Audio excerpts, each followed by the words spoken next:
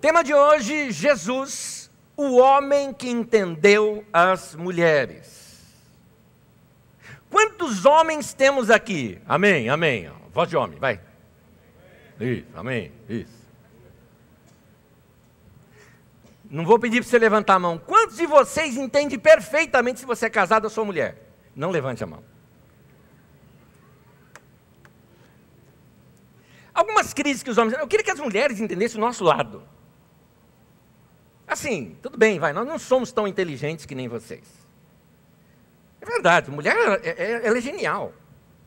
Como é que consegue, assim, eu já vi rodinhas, às vezes, de mulher, assim, você está numa mesa, por exemplo, num jantar, e as mulheres começam a conversar. 4 mulheres conversando. As 4 falam ao mesmo tempo, entendem assuntos diferentes. Os homens ficam assim, ó. Hã? Sem contar que, às vezes, os homens se desligam, né? Já percebeu isso?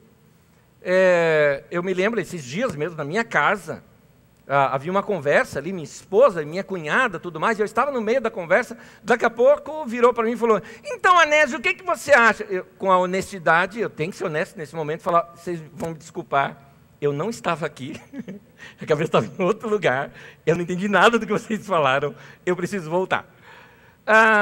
As mulheres são fantásticas, elas conseguem fazer 10 coisas ao mesmo tempo. E talvez por isso os homens não entendem bem. Mas, ao mesmo tempo, algumas crises agora do homem para poder entender a mulher. Por que mulher muda tanto de opinião? Queridos, vamos passear? Vamos. O que você acha? Querido, eu estou com uma ideia, vamos que tal? Para esse lugar ou para esse lugar? Legal, vê aí qual que você achar, a gente vai. Tá bom. Olha, encontrei um quarto lugar, é legal também da gente ir. Já não sei mais se eu quero esse. Talvez esse outro seja legal para a gente ir. Daqui a pouco, está chovendo, não vamos mais. Tá. Aí você fala, tá bom, não vamos. Aí ela fica chateada porque nós não fomos. Como é que é isso? Um dia está feliz com o relacionamento. Está de namorado. A moça está namorando, chega em casa toda feliz e tal, e fala, não, ele é um gato, ele é lindo, ele é maravilhoso, que homem. Tá, um dia ela chega emburrada. O que foi que aconteceu, filha? Poucos dias depois, aquele cafajeste safado. Desgano aquele homem. Tá bom. Desmancha dele, é o que eu vou fazer mesmo. Um dia chega em casa, desmanchei. Aí fica de canto, chorando. Não dá para entender. Eu sei que nem todas são assim, por favor. Nem todas são assim, e às vezes eu continuo perguntando se algum dia o homem vai entender. A maior crise do homem entender a mulher são 2 palavras. O homem não entende o mundo da mulher sobre sim e não. Querida, está tudo bem? Tá. Significa não tá. Significa não tá. O mundo da mulher é uma incógnita para o homem. Algumas coisas é difícil entender. O que tem de mágico naquele lugar chamado shopping center? Que elas saem felizes. Um sapato muda completamente. Está tentando entender. E o que tem de mágico? Qual é a poção mágica naquela coisinha doce chamada chocolate? Que a mulher come e muda o humor. Homens, dica, ande com uma barra de chocolate. Dica. Tá?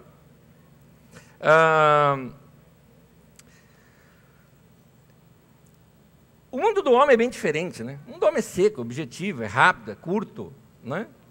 A gente não entende o lado também, o coleguismo que tem entre as mulheres. Os homens são muito chegados, mano, tal, mas não tem essa proximidade toda. Por exemplo, isso é uma curiosidade minha até. Eu não entendo por que o fato de, assim, ir ao banheiro para a mulher é um evento. Em grupo ainda, vai em grupo. Você imagina um negócio desse? Em grupo. 3 homens aqui sentados, perto um do outro. Já imaginou uma coisa? O cara chega assim para você e fala, vou ao banheiro, vamos. Rola? Não dá. Não dá. É estranho um negócio desse.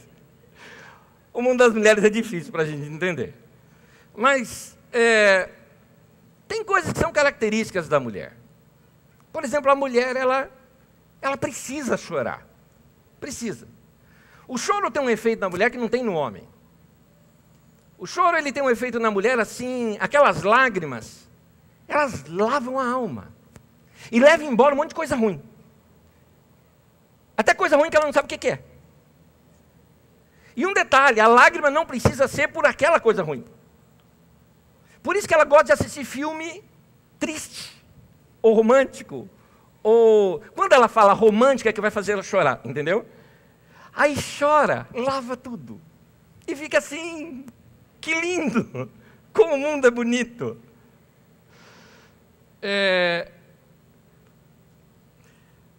Esses são alguns fatos das mulheres brasileiras. É claro que aqui tem um pouco de exagero meu e um pouco de graça em cima, mas como eram as mulheres lá na Palestina, primeiro século, época de Jesus? Quais eram as crises delas daquele tempo? Qual era o seu mundo? Qual era o seu contexto? Nessa mensagem eu pretendo examinar um pouquinho e ver como essas mulheres eram desprezadas nessa sociedade e como Jesus lutou pela valorização da mulher. Jesus virou quase que um militante da causa feminina. Talvez a gente não perceba isso ao ler a Bíblia Sagrada, por não conhecermos o contexto no qual aquilo acontece. Nós olhamos, por exemplo, com Jesus ali no poço conversando com uma samaritana, como um mero, sei lá, um evangelismo. Não era, querido, não era. Dentro do contexto, aquilo era, Jesus ultrapassou diversas barreiras sociais para travar um diálogo com aquela mulher, por exemplo. Tem algumas coisas que Jesus fez e falou que são assim provocativas contra os machistas da época e a favor da mulher. Mulheres, elas eram uma das classes sociais mais fracas, sem direitos e sem privilégios.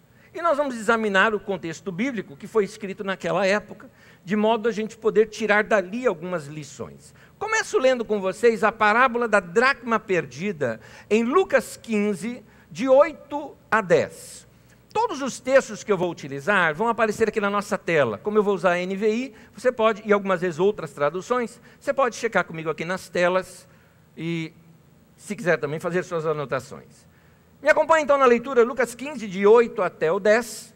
O texto diz assim. Esse ou é porque ele já vinha contando aquela parábola que nós estudamos no domingo retrasado. Tá bom? Ele terminou aquela parábola, ele conta uma outra. Então, por isso começa dessa maneira.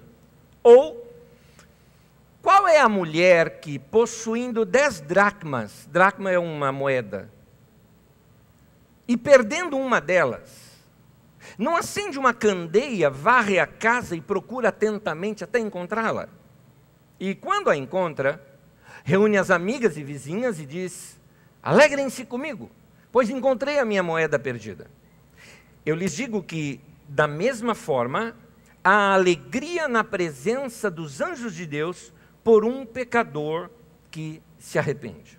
Explicando um pouquinho esse contexto, os irmãos que têm acompanhado as últimas mensagens já estão um pouquinho mais familiarizados com alguns momentos desse texto aqui.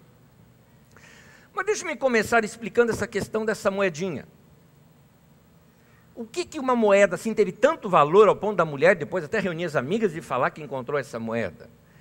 Escassez de dinheiro na mão do povo faz com que uma simples moeda, até que o seu valor seja pequeno, ela passa a ter um valor maior por causa da escassez de dinheiro na mão do povo. Nós não estamos acostumados com isso, principalmente no mundo ocidental, que faz-se tudo com dinheiro. Recentemente, num dos lugares da África que eu estive, eles têm a moeda corrente ali naquele país, mas naquela região tribal, o dinheiro, papel moeda mesmo, não chega. Então, tudo que é feito ali ainda é feito na base do escambo, das trocas de produtos. Por isso, quando alguém estava com dinheiro em mãos, como eu, por exemplo, estava com dinheiro em mãos, valia muito para eles. Para vocês terem uma ideia, por exemplo, eu cheguei a comprar um balde, mais ou menos, de camarão bons, uns camarões enormes, por exemplo, grandes mesmo, um balde cheio daqueles, equivalente aqui na nossa moeda por mais ou menos R$ 2,50. E isso porque eu era branco, eu estava pagando mais caro. Porque a moeda passa a valer mais por não ter. Então, as mulheres beduínas, elas costumavam costurar as moedas de seus dotes em véu. Isso mostrava uma certa riqueza nela. Já as mulheres camponesas, e essas são provavelmente a que Jesus se refere nessa parábola, costumava fazer um colar com os seus dotes. Isso era uma forma de enfeite. É mais ou menos como você ver uma mulher hoje andando e daqui a pouco você vê um anel de brilhantes, com uma pulseira de ouro e com um colar cheio de pedras preciosas. Aquilo não é somente um enfeite, mas também é uma riqueza dela.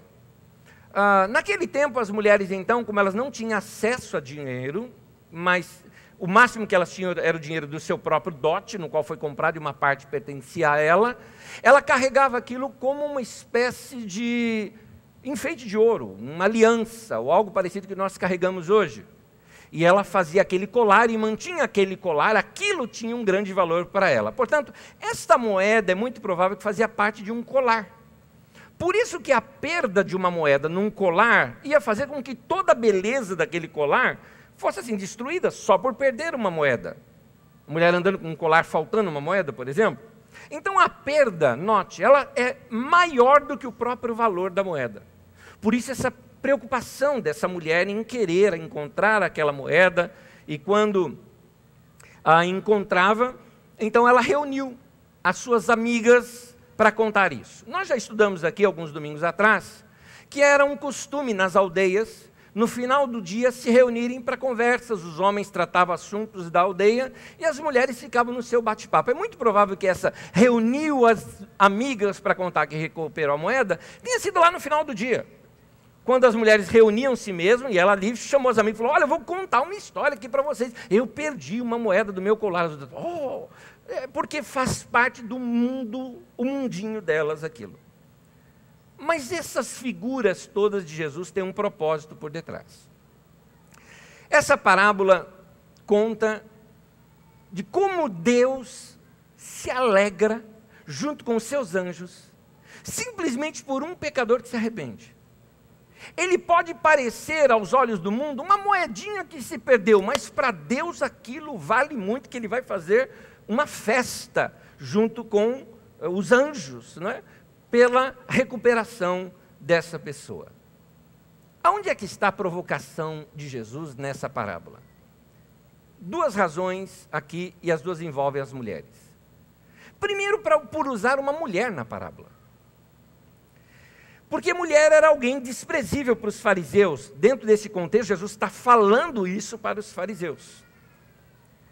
Na parábola anterior, ele usa pastores de rebanhos, os fariseus desprezavam. Nessa parábola, ele fala de uma mulher, os fariseus desprezavam. Na próxima parábola, ele fala de criadores de porcos, de um homem comendo comida de porcos. Os fariseus tinham asco com isso.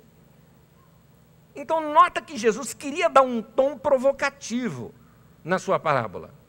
Mas uma outra provocação aqui, que é muito maior do que essa, é a seguinte: você percebeu que na parábola Deus é representado pela figura de uma mulher?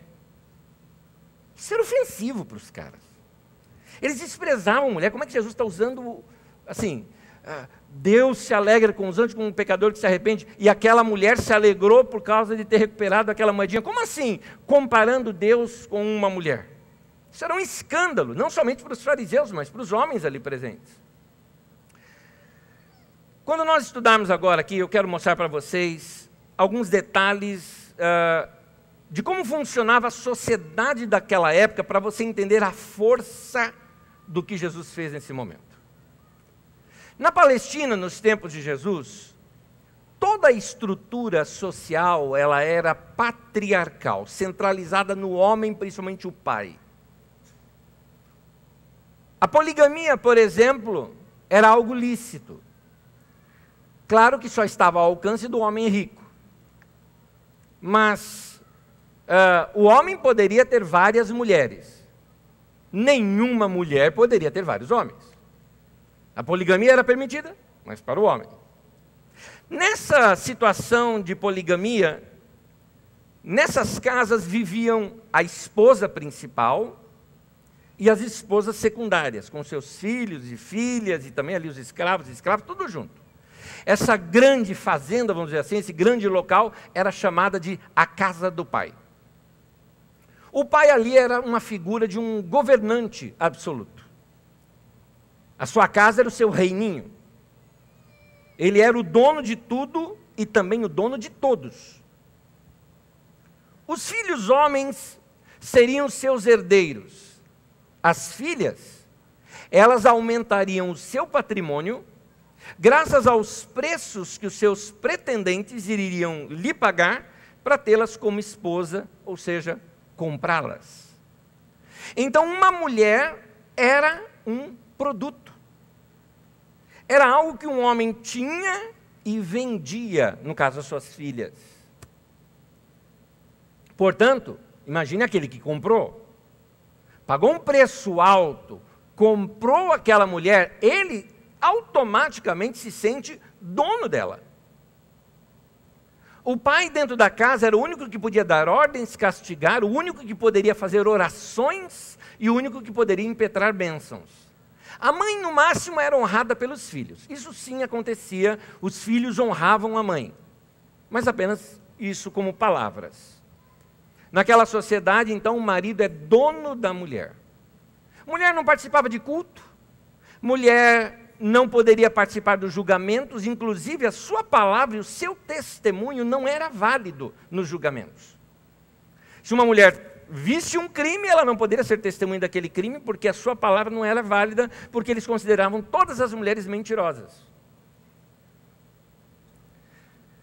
Com relação ao divórcio, imagine, o que era o divórcio então? O pensamento do divórcio qual era? Ele era dono daquela mulher. Se ele não gostou de algo nela, é mais ou menos aquela, vou devolver o produto. Não é? Estou devolvendo o produto. Só o homem poderia pedir divórcio. A mulher não. Se a mulher adulterasse, o marido poderia matá-la por estrangulamento. Se ela fosse noiva ou prometida,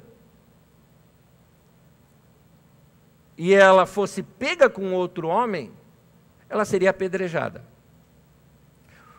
Entendo noivo ou prometido da seguinte forma: normalmente umas meninas entre 10 a 12 anos de idade, um homem vinha, queria, negociava com o pai dela, é essa que eu quero, levava-se algum tempo até que se pagasse todo o dote, e provavelmente 4 ou 5 anos depois, o pai lhe entregava para ser sua esposa. Se aquela menina adulterasse, entenda, não é só relação sexual. Se ela fosse pega beijando um outro homem, ela seria apedrejada e morta.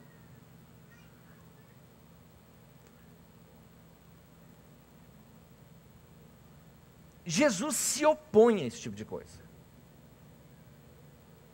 Tanto que quando fala sobre adultério com Jesus, Jesus fala da adúltera e do adúltero. Ele acusa tanto um quanto o outro. Uma mulher foi trazida para Jesus pega em adultério. Note, só mulher foi trazida, o homem não, porque não acontecia nada com o homem. E os homens chegaram para Jesus e dizem, a lei fala que essa mulher tem que ser apedrejada e morta. O Senhor diz o quê? Ele era um mestre. Jesus falou, a lei fala? Tá bom. A lei é santa, para executar a lei tem que ser alguém santo. Então vamos fazer o seguinte, tudo bem. A lei diz isso? Então, o que não tiver nenhum pecado, seja esse que atire a primeira pedra. A primeira pedra era a pedra que matava. Era uma pedra grande, a pessoa vinha por detrás do réu e soltava na cabeça e matava a pessoa. Depois vinha o apedrejamento para fazer um montão de pedras em cima. É horrível isso, né, que a gente está falando. É horrível, mas é a realidade. Jesus viveu nesse tempo. Jesus então fala, tá bom, quem não tem o pecado atira a primeira pedra, mas eu vou ficar aqui querendo ver, quero saber quem é que tem a coragem de dizer, eu nunca pequei, eu posso condenar uma pessoa. E nenhum homem teve coragem. E foi saindo um, saindo outro, saindo outro, saindo outro. Jesus baixou a cabeça e ficou escrevendo. Passou um tempo, só sobrou ele e a mulher. E Jesus, assim, num tom até irônico: onde estão os teus acusadores?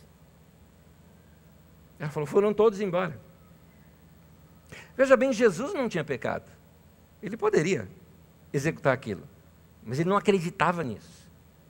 Ele fala: eu também não te condeno.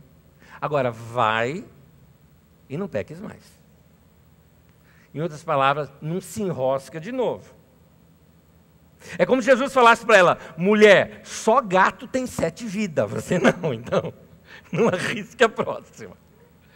Você corre um risco muito sério. Para, acerta a vida, mas você está livre. Interessante essa comparação. Cadê os seus acusadores? Foram todos embora. Em outras palavras, então você não está condenada. Você não tem nada. Tem nada que te condena. Está perdoada. Vai, mas não faça de novo. Interessante essa maneira de Jesus agir e perdoar ali uma mulher. O que eu não consigo aqui admitir, quando a gente ouve essas coisas, dá um certo asco, não é? Dessas questões sociais. Mas é difícil para mim admitir, em pleno século 20 e 21, ter encontrado alguns homens cristãos dirigindo seus lares de uma maneira muito semelhante como a sociedade daquela época dirigia. Onde o pai era temido, onde a mulher era uma escrava, onde o marido exerce uma autoridade indevida sobre a mulher e usando inclusive erroneamente as escrituras sagradas. Mas a Bíblia diz que a mulher tem que ser submissa ao homem. Pegue o texto dentro do seu contexto. Ele começa dizendo assim: sujeitai-vos uns aos outros no temor de Cristo. Isso significa que se a sua mulher tem uma palavra de sabedoria acerca de uma área e você reconhece que aquilo é de Deus, se submeta, meu querido, porque submeter a sua mulher naquele momento é submeter-se a Deus. Porque diante de Deus são todos iguais. Paulo apóstolo fala isso: não tem mais escravo, não tem mais livre, não tem mais judeu ou bárbaro, não tem mais homem ou mulher. No reino de Deus é tudo igual. Não tem diferença. Ah, mas a Bíblia diz que o homem é o cabeça da mulher. Cabeça, não cabeçudo indivíduo. Quando o homem pega e exerce aquela autoridade sobre a mulher, se julgando cabeça, quando a Bíblia fala de cabeça da mulher, aquilo dentro do contexto grego da época, os gregos entendiam a cabeça como nós ocidentais hoje entendemos a palavra coração. É a mesma coisa que Deus dissesse assim: o homem é o coração da mulher. Aí sim eu concordo, claro que é. Ele a inspira.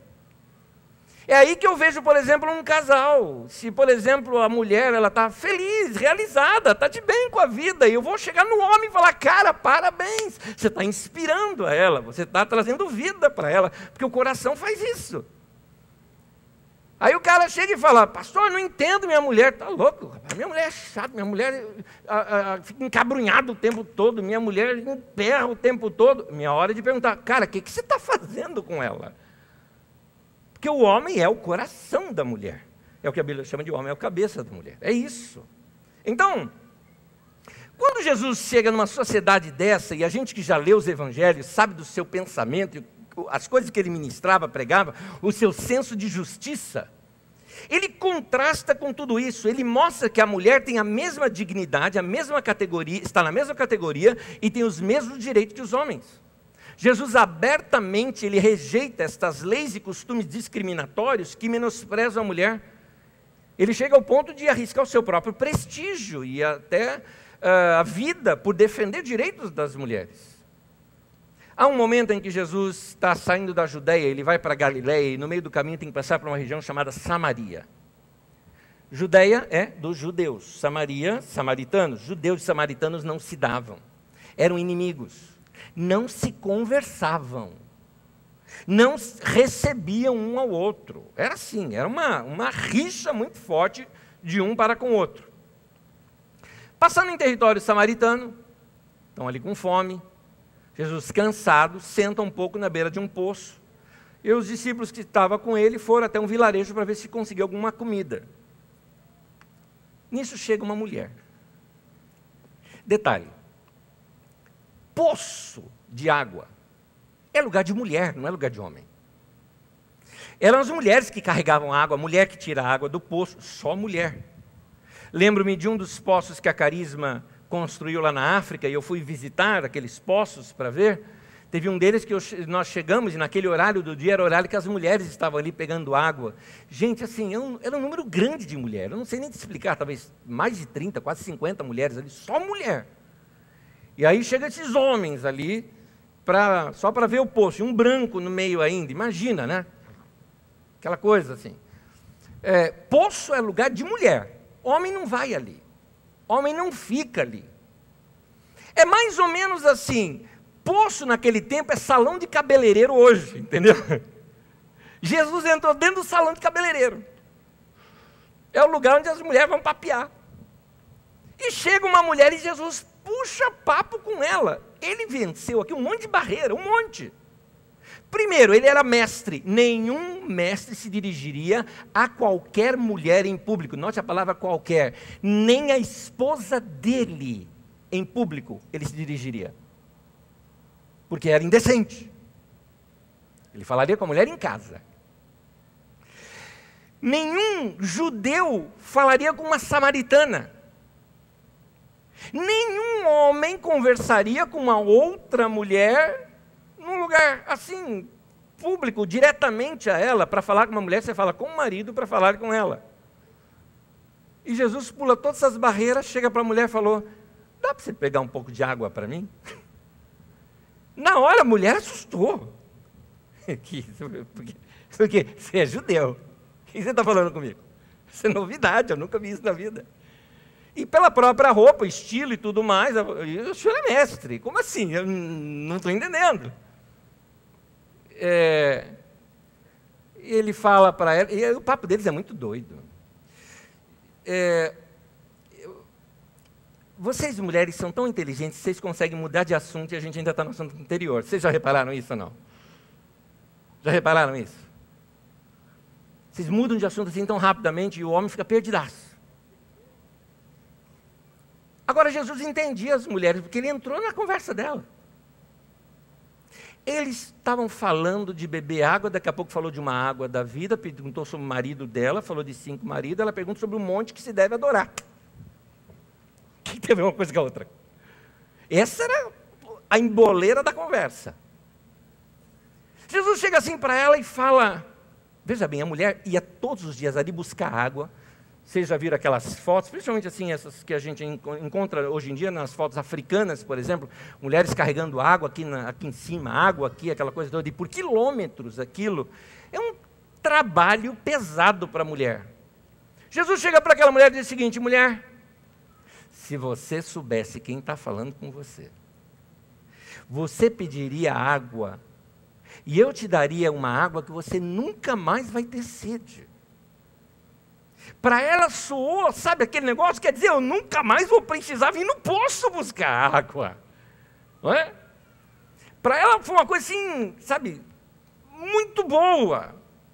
Se fosse nos nossos dias, seria o seguinte: menina, você pediria essa água, e vou dizer uma coisa, hein? Emagrece. Pronto, a mulher entendeu, é isso que eu quero.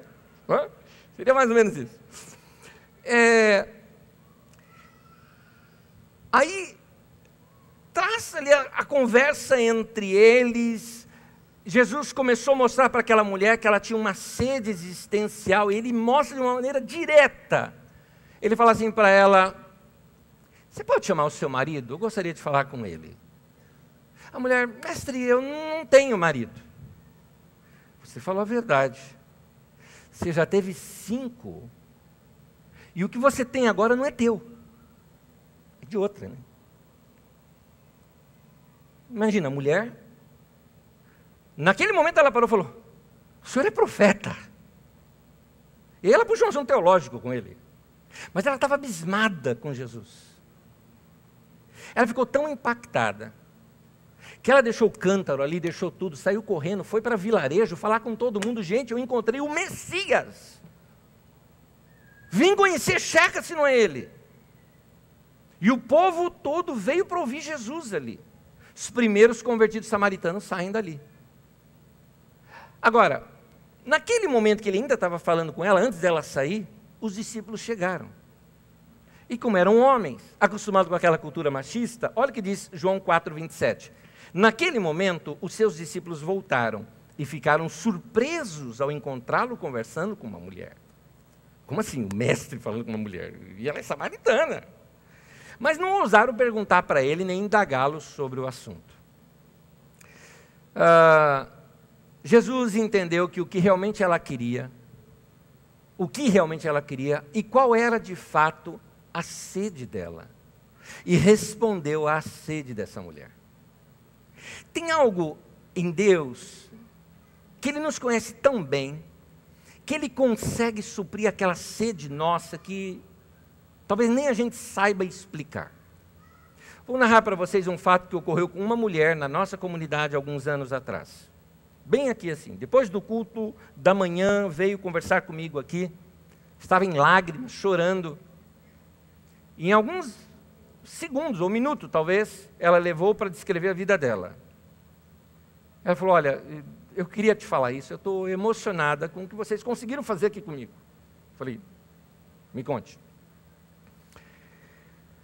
Ela falou, eu tenho uma sede por algo.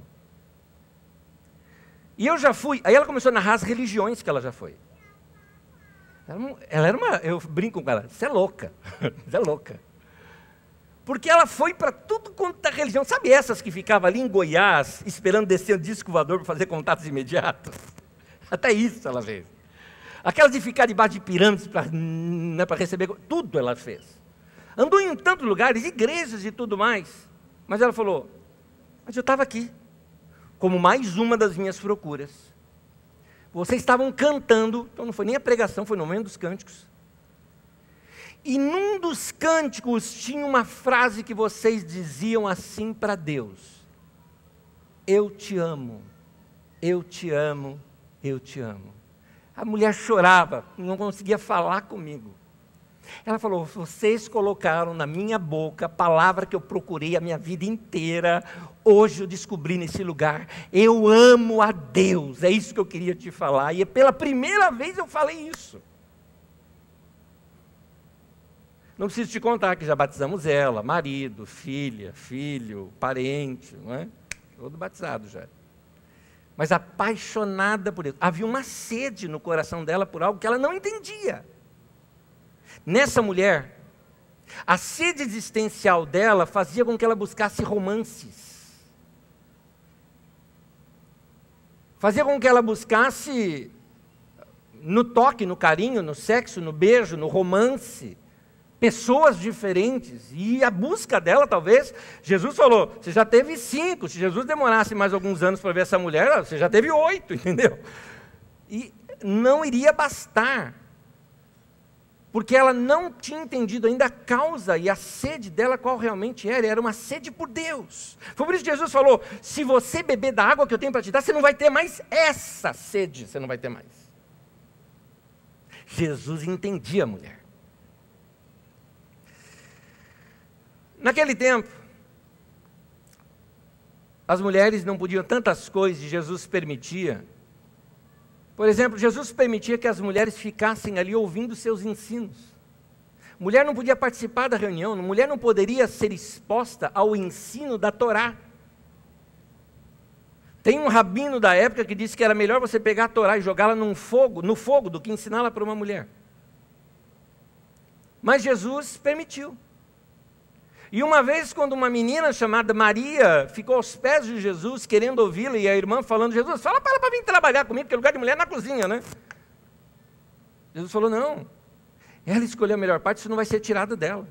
Ela tem o direito de me ouvir ensinando, como qualquer um desses outros homens que estão aqui. Jesus dava atenção para as mulheres, ele curou uma mulher numa sinagoga, mesmo sendo em dia de sábado, causando um problema com o líder da sinagoga, que ele falou, não pode curar em dia de sábado. Jesus viu uma mulher doente e falou, eu vou curá-la. Jesus compreendeu a perda de uma viúva. Jesus está passando, vem vindo uma mulher, um funeral, ele se informa, ela é viúva. E aquele do funeral? Era o filho dela. O único filho. Jesus já fez as ligações. A mulher não trabalha. A mulher não tem ganho. Quem sustenta a mulher é o marido. Ou quando o marido morre, são os filhos. Ela já era viúva e o filho morreu. Ela vai mendigar para o resto da vida. Vai virar uma pedinte na rua. Porque os bens do marido, se o marido morre, não passa para a mulher, passa para o irmão. E aí, Jesus pega, para tudo e ressuscita o menino. Mais do que uma cura, do que um milagre, foi uma restauração da vida daquela mulher. Entenda bem, ressuscitou o menino? Sim, eu diria, ressuscitou aquela mulher. Deu chance daquela mulher continuar vivendo. Jesus, por exemplo, ele dignificava a mulher e tratava com os mesmos direitos que os homens. Você vê, por exemplo, que ele permite mulheres serem suas discípulas. Há um texto na Bíblia, acompanha comigo, Lucas 8, de 1 a 13, eu estou lendo pela tradução A Mensagem.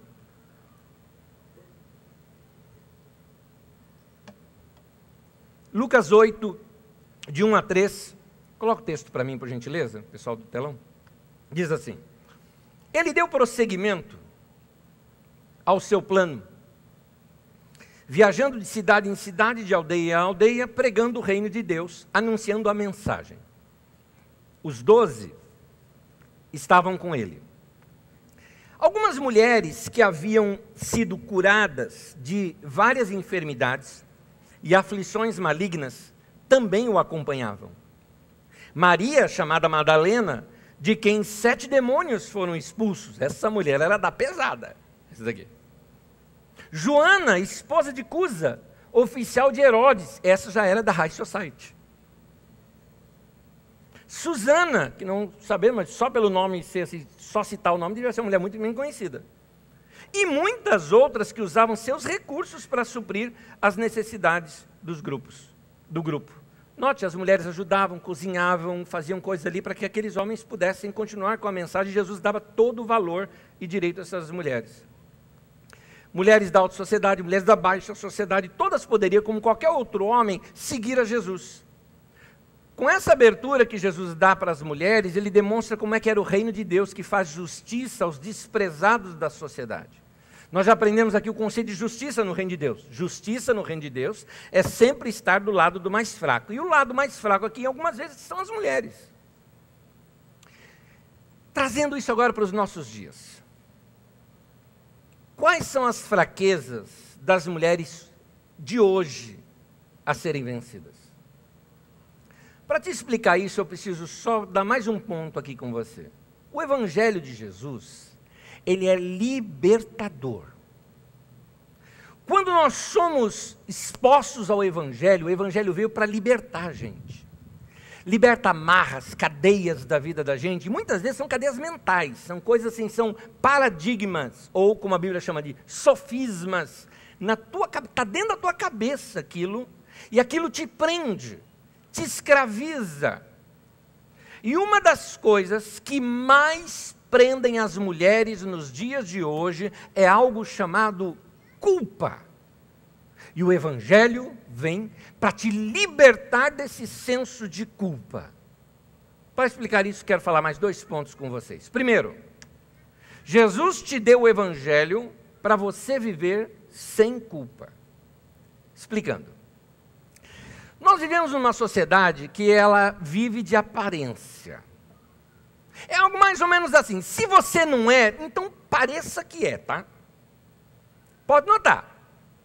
Se você abrir o Facebook, por exemplo, e andar no Facebook das suas amigas, todas são lindas, maravilhosas, passei em lugares maravilhosos e todo mundo está sorrindo e tudo é muito lindo. Vá numa festa, por exemplo, todo mundo parece ser rico, feliz, realizado, inteligente, criativo, porque agora está na moda isso, né? Então tem que ser inteligente, criativo, só que não. Você sabe que não é verdade. É fake. Nem todo mundo está assim. Muitas risadas de festa, você já sabe que elas não são reais. O cara brigou com a mulher e foi para o casamento. Os dois estão brigados lá. E alguém chega assim, olá, como vai? Tudo bem? Como vai a família? Ele, muito bem, obrigado. Aqui está minha esposa, meus filhos. Você sabe que é falso. É terrível. Mas ainda assim, a gente acaba se sujeitando a essas coisas. A nossa sociedade criou alguns modelos sobre o que é sucesso, e eu acho que isso oprime os homens. Mas nesse momento, eu vou tratar dos homens em outros domingos. Nesse momento, estou focalizando aqui o peso do que a nossa sociedade chama de sucesso sobre as mulheres. Afinal de contas, o que é sucesso para uma mulher? Sucesso para uma mulher é uma vida bem-sucedida no trabalho, que ganha um bom dinheiro, tem dinheiro no bolso no final do mês, tal. Isso é uma mulher de sucesso? Ou mulher de sucesso é aquela mãe que é adorada e paparicada pelos filhos e pelo marido? Eu estou perguntando uma ou outra, porque até parece que as duas coisas são quase que incompatíveis hoje em dia. Para você entender onde eu quero chegar, eu vou começar do fim. Onde eu quero chegar está aqui. Deixa eu me adiantar e dizer logo onde eu quero chegar. Não existe um padrão de sucesso a ser imitado.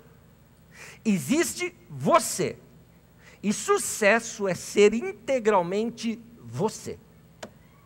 O que eu estou querendo te dizer é que você está deixando muita gente dizer para você quem você tem que ser, quando Deus criou você para ser você. Vamos ver se você entende o que eu estou falando. Deus criou você para ser você. Se você não for você, quem é que vai ser você no lugar de você? Entendeu? As mulheres entenderam.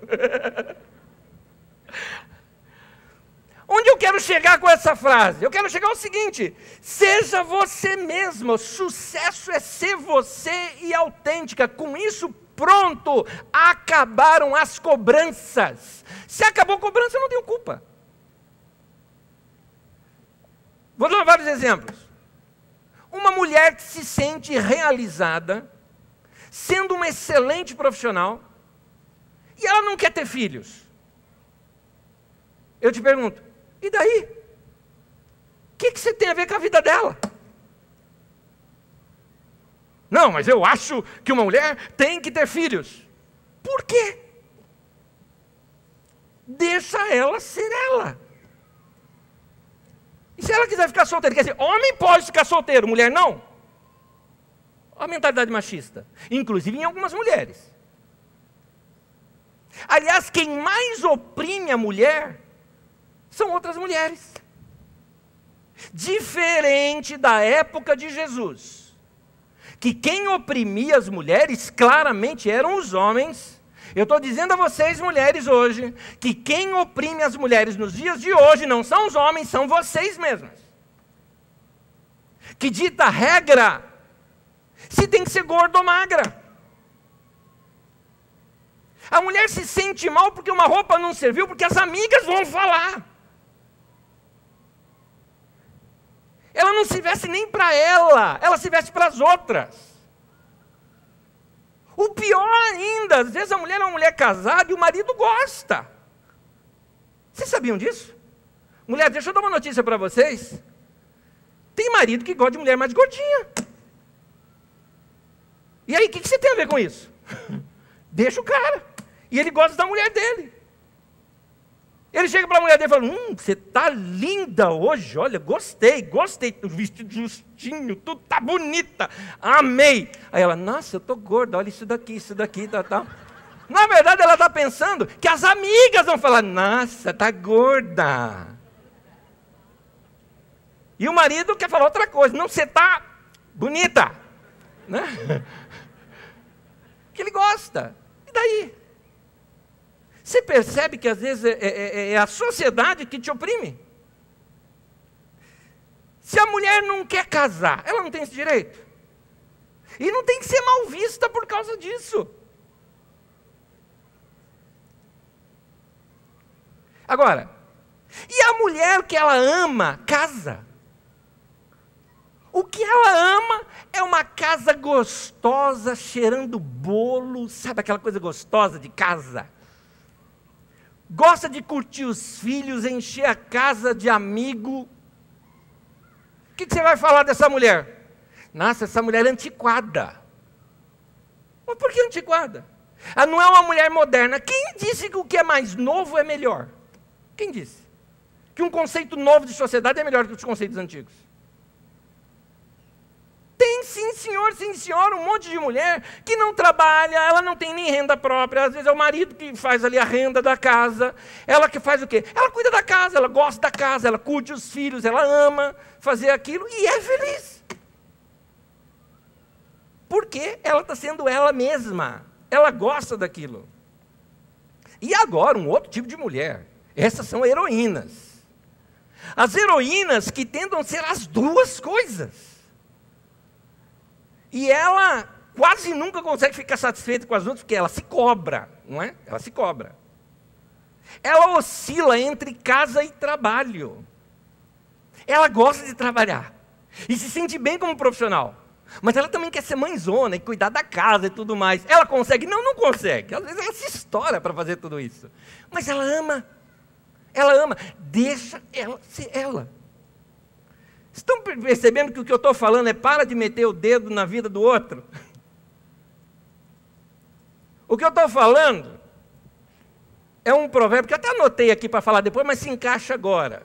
Um provérbio muito sábio que alguém talvez até diria que fosse assim desses sábios gregos, assim que tivesse falado, né? Mas não é não.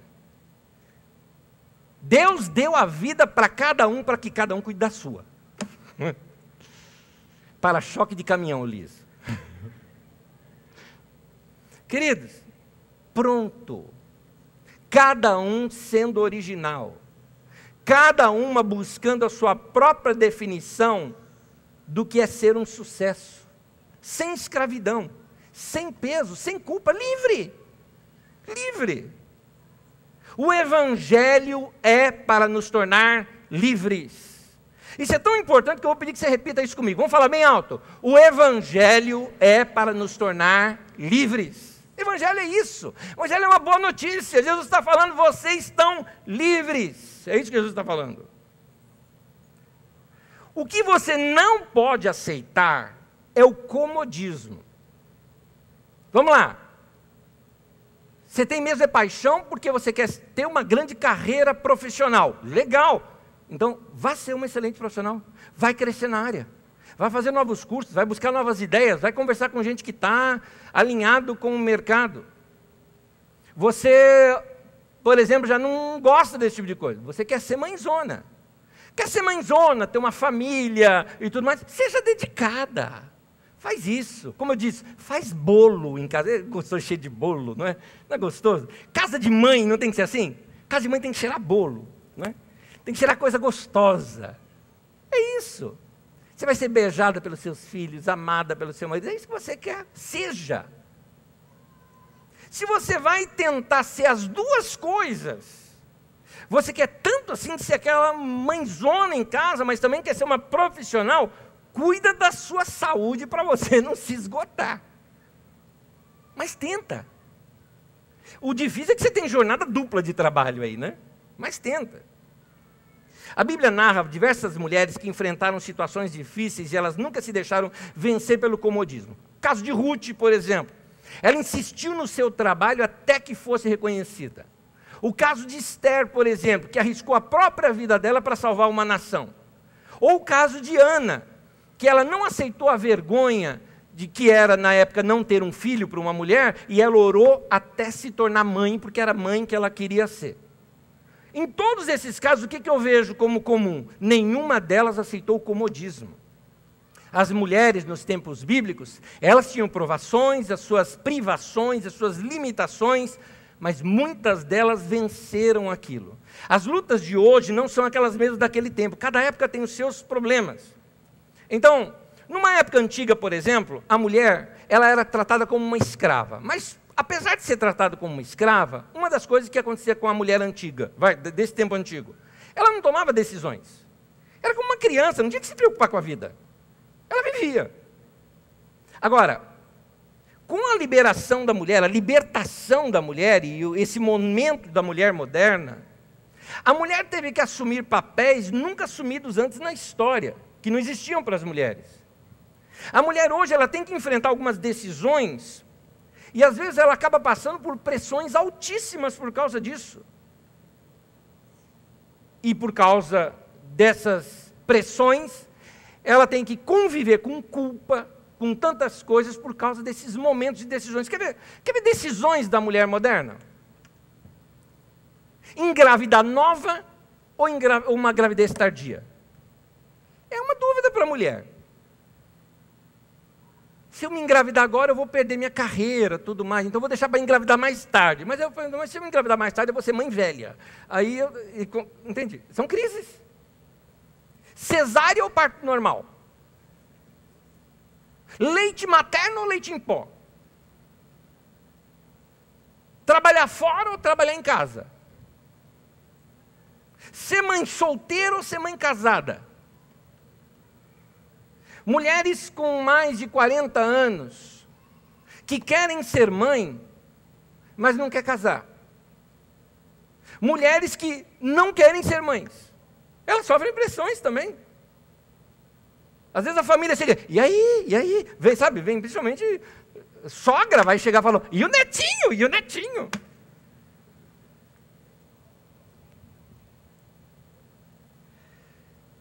E mulheres que não querem se casar. Sem contar que a maioria dessas mulheres, esses fatores aqui de mulheres casadas, por exemplo, a maioria dessas mulheres não pode contar muito com a ajuda do marido, porque os maridos também estão em crise, eles não foram instruídos para lidar com essa mulher moderna. Agora, uma pausa aqui, vamos dar um devido valor aqui. Mulher casada que está me ouvindo, se o seu marido te ajudou, acompanhou você na educação de seus filhos, foi um paizão, ou é um paizão, divide ali para ajudar na educação do filho em algumas tarefas, minha querida, levanta a mão para o céu e agradeça, e abaixa rapidinho para segurar, viu? Porque é coisa rara esse teu marido, ele merece um beijo hoje, viu? Maridos, uma coca depois, tá? Vocês me pagam, tá bom? Porque é uma raridade homem assim. Lucas 13, versículo 11, Jesus olha para uma mulher e diz assim, mulher, você está livre da sua enfermidade. Queria dizer isso para as mulheres, vocês precisam crer nessas palavras de Jesus para você hoje. E a sua enfermidade hoje pode ser essa culpa que você carrega, e Jesus está dizendo, fica livre dessa sua culpa, eu não estou te condenando. Você está se sentindo pesarosa, você está se sentindo aí culpada, por causa da sua consciência, da sua sociedade, a sua sociedade está impondo isso sobre você, eu não. Talvez Jesus estivesse dizendo hoje para a nossa sociedade, quem aqui não tem pecado que atire a primeira pedra. É isso que Jesus está fazendo. Cuidado de ficar alimentando o sentimento de culpa, querida. A culpa é como um veneno que vai matando a gente. Culpa não combina com vida cristã. Então, vamos lá. O que eu vou falar aqui não é só para a mulher. Vai viver uma vida mais leve. A nossa vida tem que ser gostosa para ser vivida. Na área profissional, você quer ser um profissional, uma profissional? Seja. Mas, não seja uma mulher amarga, chata, estressada. Quer ser profissional? Seja, mas seja uma mulher legal, poxa. É porque tem algumas mulheres que elas falam, não, meu negócio é na profissão e tal. Daqui a pouco fica uma sargentona, uma mulher chata, uma mulher assim, sabe, difícil de lidar. Já viu algumas características hoje em dia de chefas? Já viu isso? É mulher chata, é azeda, amarga. Tem uma historinha que se conta de dois chefes de trabalho, um homem e uma mulher, os dois se competiam, os dois se odiavam. Sabe aqueles dois chefes chatos? Os dois, sabe, desse jeito. Coincidiu dos dois ir tomar cafezinho na mesma hora. O homem não querendo ser nem um pouquinho elegante com ela, porque detestava aquela víbora, né? Então ele pega o café na frente. A mulher vê ele tomando café e ainda faz o comentário. Se eu fosse sua mulher, eu punha veneno nesse café. O homem olha para ela e fala assim, se eu fosse casado com você, eu beberia, tenho certeza. Minha querida, quer ser profissional? Seja, mas não seja azeda. Vai fazer da tua profissão uma realização. Não quer ser uma mulher do mercado. Você quer ser dona de casa. Você gosta da casa. Você curte família. Você curte a tua casa. Então, querida, tua casa tem que ser gostosa. A casa tem que ser gostosa. A casa tem que ser legal. Como eu disse aqui pela terceira vez, a casa tem que cheirar bolo. A casa tem que cheirar flores. A casa tem que cheirar coisa gostosa. A casa tem que ser aquele lugar alegre. Não pode também você ficar, sabe, emburrada dentro de casa. Aquela coisa, vocês não sabem o quanto que eu tenho que fazer para deixar essa casa sempre limpa. Fica todo mundo com medo de você. Tem medo de aproximar da casa, porque você está lá. O homem chega em casa, a mulher já olha para ele assim, sabe esse cachorro quando você chega perto da comida? Para! Que estresse todo é esse? Quer ser dono de casa? Seja, e seja com orgulho. Fala, quer saber uma coisa? Eu sou do lar. Não é assim, sabe? Porque eu amo minha casa, eu amo meu marido, eu amo meus filhos, eles me beijam pra caramba, eu abraço eles demais, minha casa é gostosa, recebemos nossos amigos aqui, graças a Deus que meu marido tem recursos para que a gente viva dessa maneira. E aí? Curta isso. E se você, mulher, quer ser daquelas heroínas que vai fazer as duas coisas, só cuidar para você não ser uma mulher esgotada, porque você vai ter jornada dupla de trabalho. É muito difícil isso sobre a mulher. Aí tem que ter aquela conversa, se você é casada, aquela conversa com o marido, os dois trabalham, os dois também vão ajudar em casa. Os dois vão dividir essas situações. Os dois vão combinar aqui os gastos e os recursos.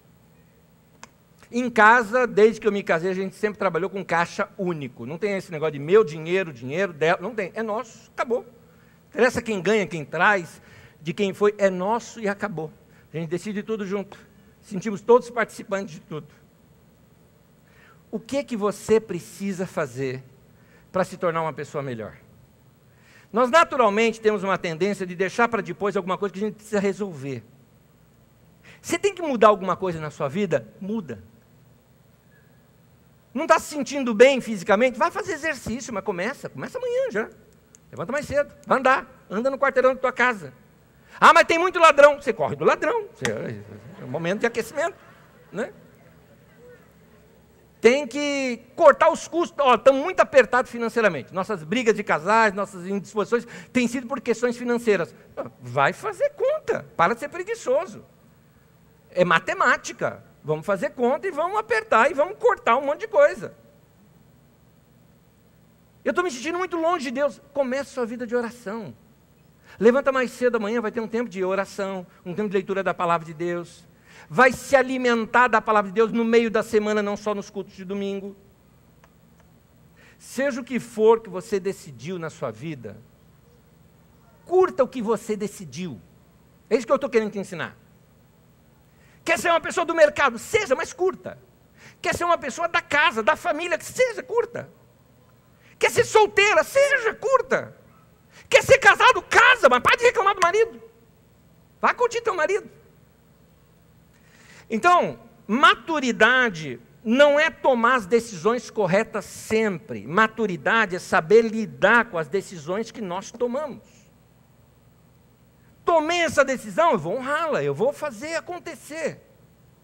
Então, seja lá o que for que você decidiu na sua vida, entenda a minha expressão, a vida é sua.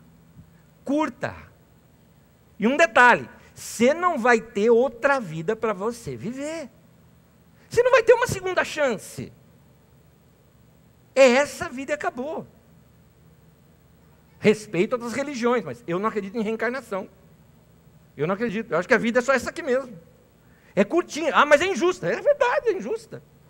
Eu não entendo muito esse negócio de reencarnação, porque todo mundo que reencarnou fala que era um príncipe, não sei aonde, um cavaleiro. Ninguém era mendigo, ninguém era, não é verdade? Então, isso é imaginação nossa, gente. A Bíblia diz, a todo homem está destinado a morrer uma só vez. Hebreus capítulo 9, ponto. Então eu acredito nisso.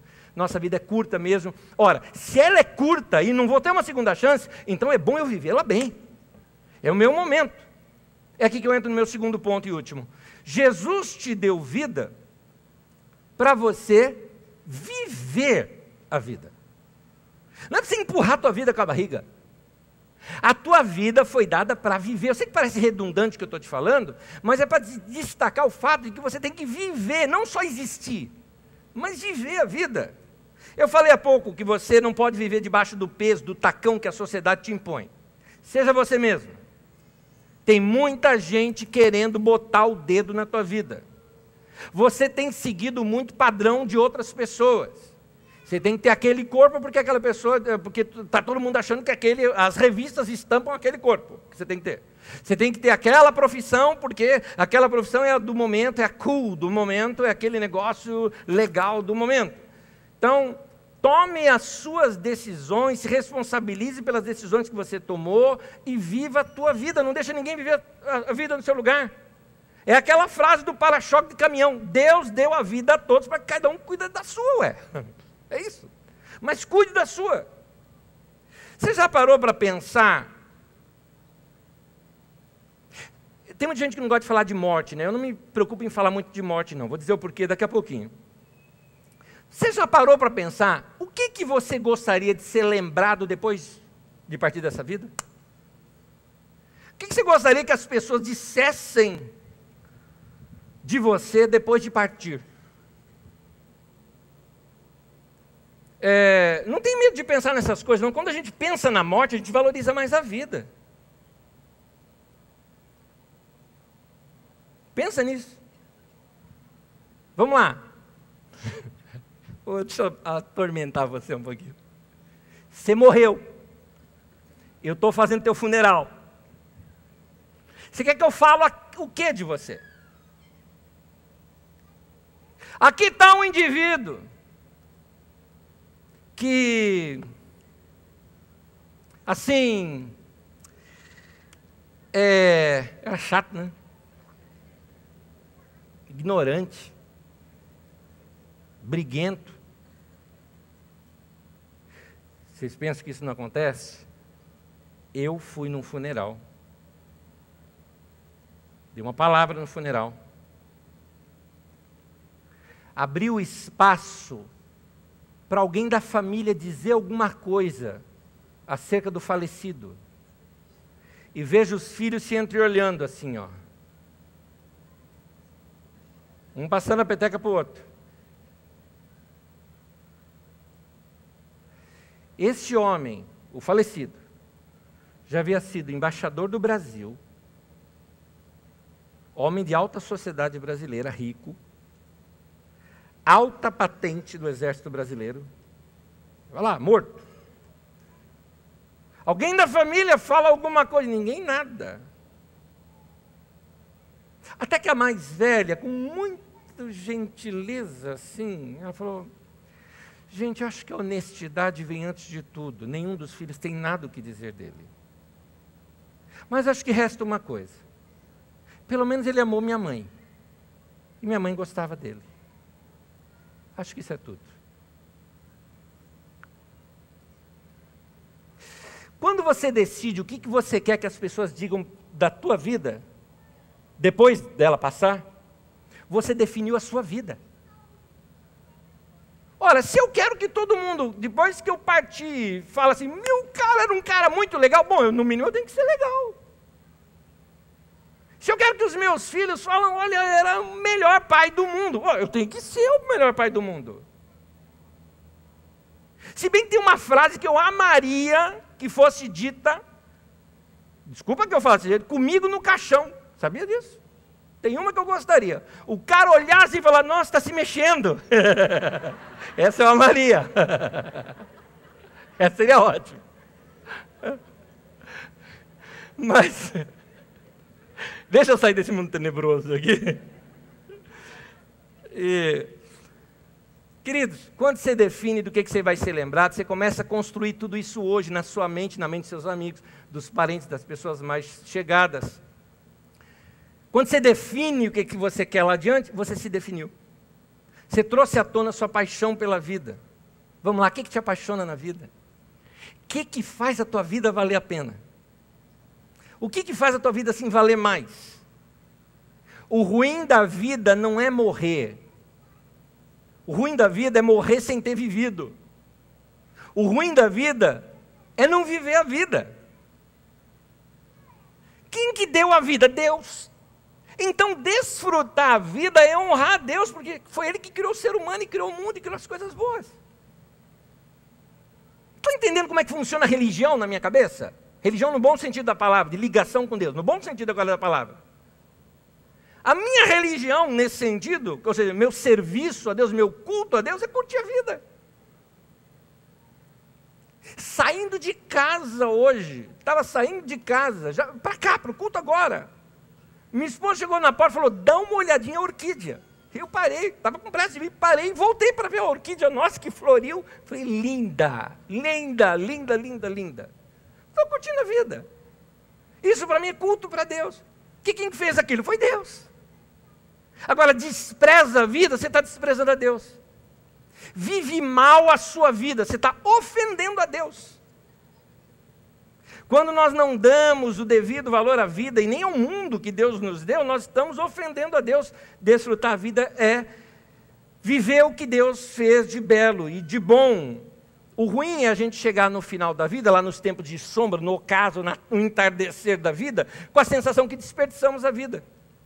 O ruim da vida é não viver a vida. Então, para de ser aquele reclamão, reclamona, reclama de tudo, de todos. Gente assim não vive, só existe. Então, o que você está fazendo da sua vida? Muito da nossa vida está nas nossas mãos. Não depende de Deus. Deus já te deu. Depende de você usar o que Deus te deu. É isso que depende. Poema de Arnaldo Antunes. O que faz você feliz? Vamos lá? Vai imaginando aí comigo e navega na imaginação junto comigo nesse poema. O que faz você feliz? A lua? A praia? O mar? A rua? A saia?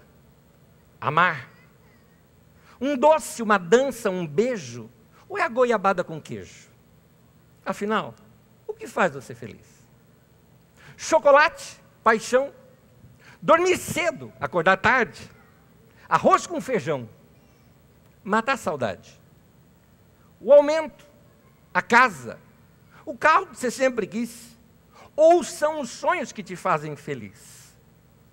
Um filme, um dia, uma semana, um bem, um biquíni, a grama, dormir na rede, matar a sede, ler, ou viver um romance. O que faz você feliz? Um lápis, uma letra, uma conversa boa, um cafuné, café com leite, rir à toa. Café com leite tem que ser com bolacha Maria, tá? Aquela redondinha, tá? Delícia. Um pássaro, ser dono do seu nariz, ou será um choro que te faz feliz? A causa, a pausa, o sorvete, sentir o vento, esquecer o tempo, o sal, o sol, um som, o ar, a pessoa ou o lugar? Agora me diz, o que faz você feliz? Quero emendar aqui um conselho bíblico em Eclesiastes 11, versículo 9, é o último texto que eu vou ler. Diz assim: alegre-se, jovem, na sua mocidade. Seja feliz o seu coração nos dias da sua juventude. Siga por onde o coração mandar, até onde a sua vista alcançar. Mas saiba que por todas essas coisas Deus o trará a julgamento. Vou explicar. Assuma a responsabilidade pela sua vida, é o que o texto está querendo dizer. Sonha até onde a vista alcançar. Sonha Até onde você acha que você tem ainda anos para viver aquilo tudo e alcançar aquilo tudo? Viva como alguém que não quer deixar a vida passar. Mas viva com responsabilidade, pois Deus vai te pedir conta de tudo que você fez. Inclusive, do que você fez com a vida que Ele te deu para viver. Aliás, Deus te deu uma vida para você viver. Se Deus fosse te dar uma nota do quanto você usou a vida que Ele te deu, que nota que Ele te daria? Esse viveu bem, ou esse só reclama, só está existindo? Meu querido, o modo de viver a vida é assim: seja você. Assuma quem você é. Na Bíblia tinha um cara que era João Batista. Ele fala assim: eu sou a voz que clama do deserto. Ministério dele, preparar o caminho para o Messias. E ele fez isso. Pronto, morreu realizado. Alguém falou: oh, o cara morreu decapitado. Morreu feliz, cara. Fez a vida dele. A vida dele era aquela. Pronto, acabou.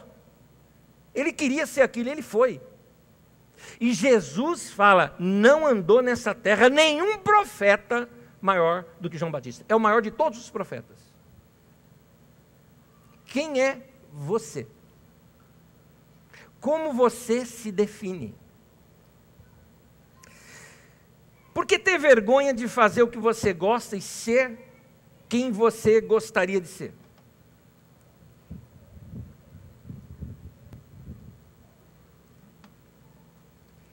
Talvez você seja um tipo de pessoa que valoriza demais a opinião dos outros, até mesmo acima do seu bem-estar. Você tem a profissão que você tem porque seu pai e sua mãe quiseram ou porque é sua escolha? Vamos falar de novo da mulher para encerrar aqui. Quer ser uma mãezona, curtir casa, família? Tal? Seja, mas seja livre.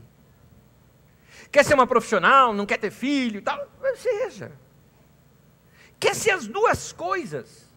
Mesmo que você talvez não consiga ser a melhor em todos os sentidos nas duas, seja também, porque afinal de contas, quem disse que só é bom, só tem prazer se for o melhor?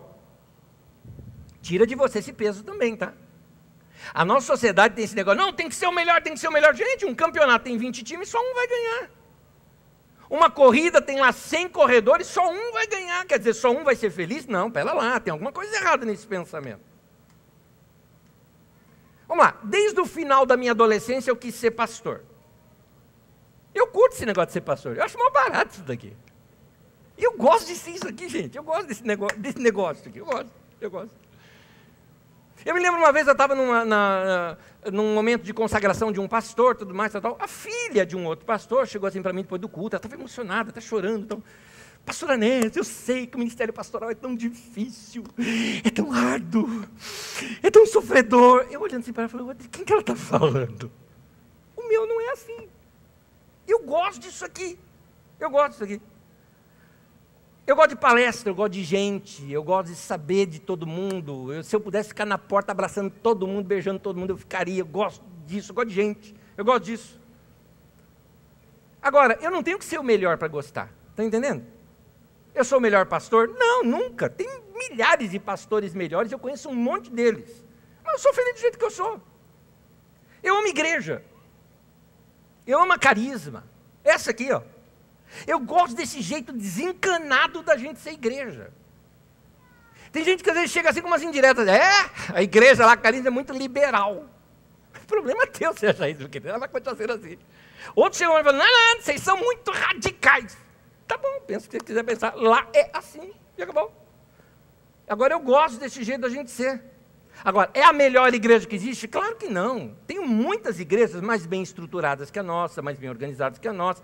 Mas essa aqui é nossa, eu gosto dela, acabou, e aí? Minha profissão está suja no mercado, meu amigo. Há anos atrás, eu fui comprar um carro, tive assim negado, porque eu declarei que eu era pastor. Não davam crédito para pastor.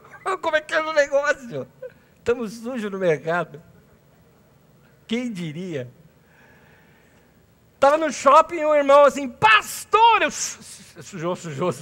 Anésio, sujou. Né? Mas eu gosto disso aqui, eu gosto de igreja. Eu gosto da minha casa, gosto da minha família, gosto dos meus amigos, gosto. Vamos curtir o que a gente tem. Não precisa ser o melhor. Entendeu? Para você curtir. Meu time, por exemplo, é o melhor do mundo? Não, ele empata com o Barcelona, sabe assim, mas, né? Mas é o meu time, acabou, Em outras palavras, o que eu estou ensinando para você hoje é: seja você mesmo, curta quem você é, seja transparente diante de Deus, seja aquilo que Deus te chamou para ser na vida, porque foi Deus quem te fez assim. Não viva uma vida com máscara para agradar outras pessoas, não se falsifique, seja original. Gente, a vida está acontecendo, vamos fazer da nossa vida um culto para Deus. A minha palavra para você hoje, como se fosse uma profecia, assim diz o Senhor, para você, cara a cara, vai viver a tua vida, vai viver, vive o que Deus te deu. Não precisa ser pecado para fazer coisa. Viver a vida não é mundo de pecado. Vai viver a vida de maneira santa. Vai curtir a vida que Deus te deu. Vai ter um bom tempo de lazer. Eu já estou terminando. Vamos ficar em pé junto comigo? Fica em pé comigo que eu já estou terminando. Vai ter um bom tempo de lazer. Vai correr. Vai praticar um esporte. Vai brincar com os filhos. Rolar no chão com criança. Ah, não tem criança, tem cachorro. Rola no chão o cachorro, fica cheio de baba do cachorro. Vai se divertir, É gostoso. Vai sair para namorar com a esposa, com o maridão, com o seu namorado. Vai se reunir com os amigos. Vai rir. Coisa gostosa. Você ama alguém? Você é solteiro, ama alguém? Vai lá, fala para a pessoa, pô, te amo. E aí? Arrisca? Você pode ouvir aquilo que eu ouvi na adolescência, quando uma menina ficou sabendo anésio. Ai, credo. Tudo bem, Tá bom. Curta a fossa. Vai dar um beijo, vai elogiar alguém, vai curtir a vida de maneira santa.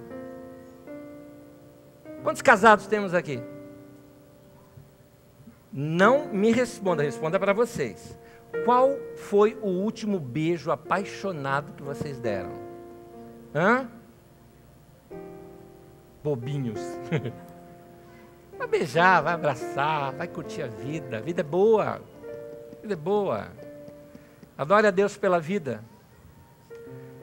Viver bem a sua vida é uma maneira de agradecer a Deus por estar vivo. Que Deus te abençoe. Em nome de Jesus. Vai viver a tua vida, meu irmão. Em nome de Jesus.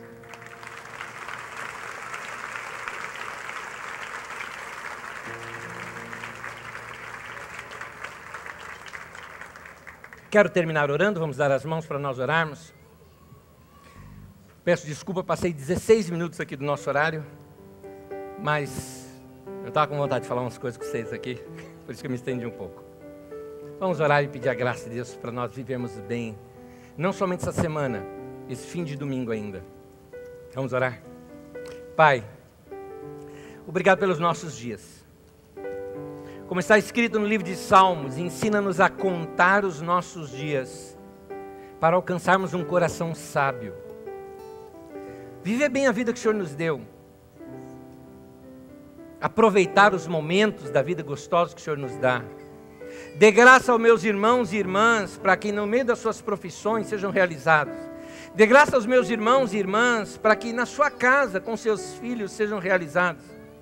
Dê graça a esses, Senhor, dê graça a esses rapazes e moças, que talvez ainda nem tenham uma ideia de tudo que querem na sua vida, mas que esse momento em que estão vivendo, tomem as suas melhores decisões, sejam sábios.